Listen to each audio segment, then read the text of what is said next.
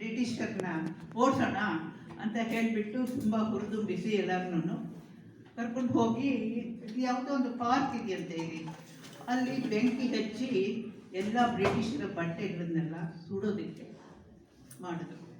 Tea ಶರ್ಟ್ಗಳು, ಬ್ರಿಟಿಷ್ನಲ್ಲಿ ಇಂಗ್ಲೆಂಡಲ್ಲಿ ಮಾಡಿದ ಬಟ್ಟೆಗಳು ಬೇರೆ ಬೇರೆ ಎಲ್ಲ ಅದನ್ನೆಲ್ಲ ತೆಗೆದು ಸುಟ್ಟು ಹಾಕಿ ಅಲ್ಲಿಂದ ಓಡೋದಕ್ಕೆ ಹೋದರು. ಪೊಲೀಸ್ನವ್ರಿಗೆ ಗೊತ್ತಾಯಿತು ಈ ಹುಡುಗ ಈ ಥರ ಮಾಡ್ತಾ ಇದ್ದಾನೆ ಅಂತ. ಅವನ್ನ ಅರೆಸ್ಟ್ ಮಾಡಬೇಕು ಅಂತ ಅವ್ರು ಬರೋ ಅಷ್ಟರಲ್ಲಿ ಧಾರವಾಡದಲ್ಲಿ ಹುಕ್ಕೇರಿಕರ್ ಅನ್ನೋರೊಬ್ಬರು ತುಂಬ ದೊಡ್ಡ ಅವರು ಟೀಚರು, ಆಲ್ಸೋ ಸ್ವಾತಂತ್ರ್ಯದ ಹೋರಾಟಗಾರರು. ಅವರು ಪುಟ್ಟಾಗಿ ಗೊರೂರಿಗೆ ಒಂದು ಟಿಕೆಟ್ ತೆಗೆದು ಪೋರ್ಬಂದರ್ಗೆ ಕಳಿಸ್ಕೊಟ್ರು ಗುಜರಾತ್ನಲ್ಲಿ.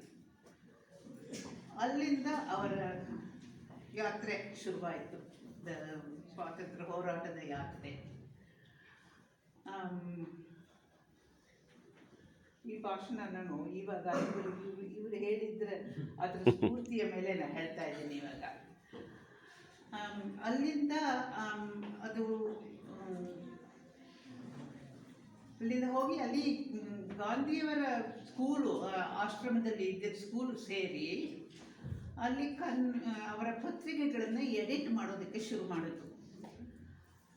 ಆವಾಗ ನಮ್ಮ ತಂದೆಯವರು ಕಂಪಾಸಿಡರ್ ಅಂತ ಆಗೋದಕ್ಕೆ ಅಚ್ಚನ್ನ ಅದನ್ನು ಕಲ್ತ್ಕೊಂಡು ಗಾಂಧಿಯವರ ಆಶ್ರಮದಲ್ಲಿ ಪ್ರತಿ ವಾರ ನ್ಯೂಸ್ ಲೆಟರ್ನ ಮಾಡ್ತಾಯಿದ್ರು.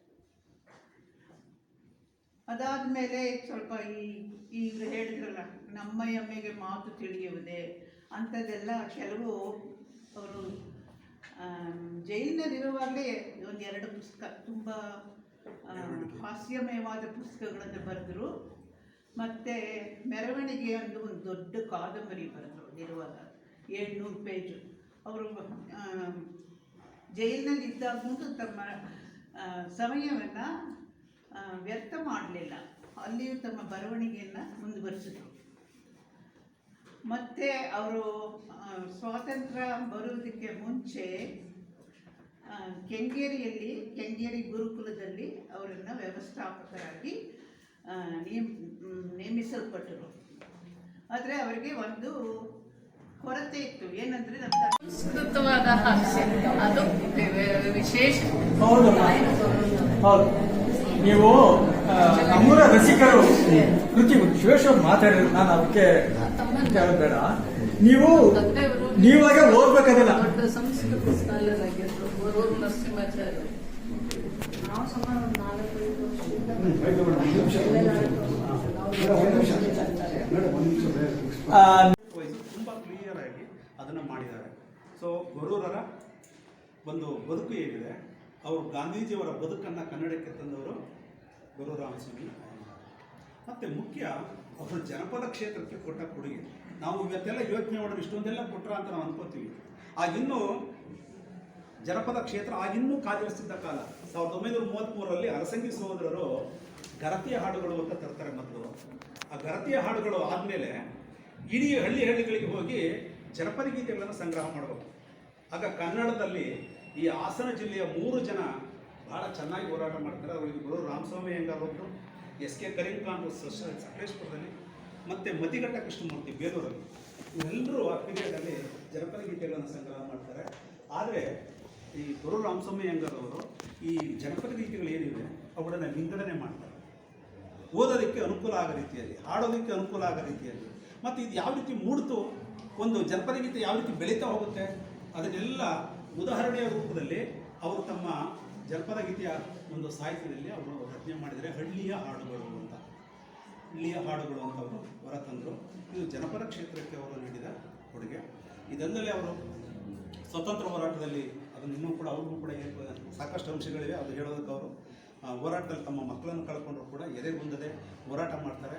ಸುಮಾರು ಏಕಕಾಲದಲ್ಲೇ ಸುಮಾರು 20 ತಿಂಗಳುಗಳ ಕಾಲ ಅವರು ಸೆರೆಮನೆ ವಾಸವನ್ನು ಕ್ವಿಟ್ ಇಂಡಿಯಾ ಚಳವಳಿ 1942ರಲ್ಲಿ ಗೊತ್ತಾ, ನಾನು ಹೇಳ್ತಾ ಇದ್ದೀನಿ. ಟೈಮ್ ಲೈನಲ್ಲಿ ಯಾವಾಗಲೂ ಹಿಂದೂಪುರಾಗ ಎಲ್ಲ ಜ್ಞಾಪಕ ಇರಬೇಕು.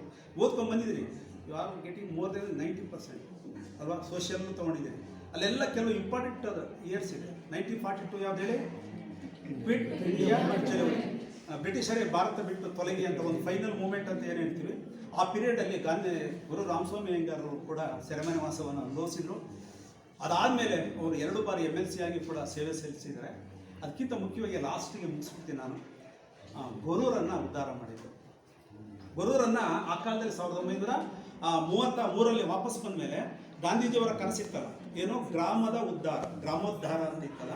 ಹಾಗಾಗಿ ನಮ್ಮ ಗೊರೂರಿನಲ್ಲಿ ಅವರು ಬಂದು ಗುಡಿ ಕೈಗಾರಿಕೆಗಳನ್ನು ಸ್ಥಾಪನೆ ಮಾಡ್ತಾರೆ. ಜೇನು ಸಾಕಾಣಿಕೆ ಇರ್ಬೋದು, ಚಾಪೇರಿ ಇರ್ಬೋದು, ಆಮೇಲೆ ನೇಗೆ ಇರ್ಬೋದು, ಅದ್ರ ಜೊತೆಗೆ ದಪ್ಪ ಮಂದವಾಗಿರ್ತಕ್ಕಂಥ ರಟ್ಟಿನ ಆಕಾರದ ಕಾಗದ ಇದನ್ನು ತಯಾರಿಸೋದು, ಇಷ್ಟೆಲ್ಲ ಇಡೀ ಗೊರೂರಿನ ಸುತ್ತಮುತ್ತ ಹಾಕಿರ್ತಾರೆ. ನಾನು ಪ್ರೈಮರಿ ಸ್ಕೂಲ್ ಓದಬೇಕಾದ್ರೆ ನಮ್ಗೊಂದು ಟೆಕ್ಸ್ಟಲ್ಲಿ ಏನಂತ ಇತ್ತು ಅಂದರೆ ಗೊರೂರು ಮಾದರಿ ಗ್ರಾಮ ಅಂತ ಇತ್ತು. ನಮ್ಗೆ ಆಶ್ಚರ್ಯ ಆಗಿದೆ, ಗೊರೂರು ಮಾದರಿ ಗ್ರಾಮ ಅಂತ ಅಂದರೆ ಯಾಕೆ ಅಂದರೆ ಎಲ್ಲ ರೀತಿಯ ಗುಡಿ ಕೈಗಾರಿಕೆಗಳನ್ನು ಅಲ್ಲಿ ಸ್ಥಾಪನೆ ಮಾಡಿದರು. ಅದ್ರ ಮೂಲಕ ಗೊರೂರಿನಲ್ಲಿ ಸಾಕಷ್ಟು ಜನಗಳ ಸಂಘಟನೆ ಮಾಡೋದ್ರ ಮೂಲಕ ಅವರು ಈ ಗೊರೂರನ್ನು ಒಂದು ಸಂಪತ್ತಯ್ಯಂಗಾರ, ಸಾವುಕಾರ ಸಂಪತ್ತಯ್ಯಂಗಾರ ಅಂತ ಇದ್ದರು, ಚೊಲ್ಲಪಿಳ್ಳಿ ಅಯ್ಯಂಗಾರ್ ಅಂತ ಇದ್ದರು. ಇವರೆಲ್ಲರೂ ಸೇರಿಕೊಂಡು ಗೊರೂರನ್ನು ಆ ಕಾಲದಲ್ಲಿ ಅಂದರೆ 1935-40ರ ದಶಕದಲ್ಲಿ ಒಂದು ಅತ್ಯುತ್ತಮ ಗ್ರಾಮವಾಗಿ ಇಡೀ ಕರ್ನಾಟಕದಲ್ಲಿ ಒಂದು ಮಾದರಿ ಗ್ರಾಮವಾಗಿ ರೂಪಿಸಿದರು. ಆದ್ದರಿಂದ ನೀವೆಲ್ಲರೂ ಮುಂದೆ ಒಂದು ಸರಿ ಏನಾದರೂ ಗೊರೂರಿಗೆ ಗೊರೂರಿಗೆ ಹೋಗೋದಕ್ಕೆ ಪ್ರಯತ್ನ ಮಾಡಿ, ಹೋದಾಗ ಒಂದು ಸ್ವಲ್ಪ ವಿಶಾಲವಾಗಿ ಎಲ್ಲ ಕಡೆ ಕಣ್ಣಾಡಿಸಿ ಎಲ್ಲ ಸಿಗುತ್ತೆ ಅಂತ ಹೇಳ್ತಾ ನಾನು, ಏಕೆಂದರೆ ಮಾತಾಡೋದು ಸಾಕಷ್ಟು ಇದ್ದರೂ ಕೂಡ ಸಮಯದ